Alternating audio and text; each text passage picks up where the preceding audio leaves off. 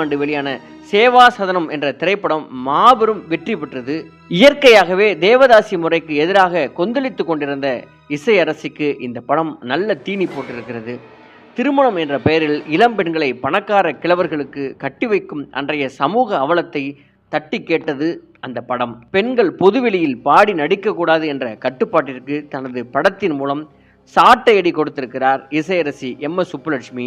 திரு சதாசிவத்தின் தஞ்சம் புகுந்த 3 ஆண்டுகளில் அவரின் மனைவி அபித குசலாம்பாள் இறந்து போன நிலையில் 1940ஆம் ஆண்டு ஜூலை 10ஆம் நாள் எம்.எஸ். சுப்புலட்சுமி சதாசிவம் திருமணம் திருநீர்மலையில் உள்ள ஒரு கோவிலில் சிறப்பாக நடந்து முடிந்திருக்கிறது.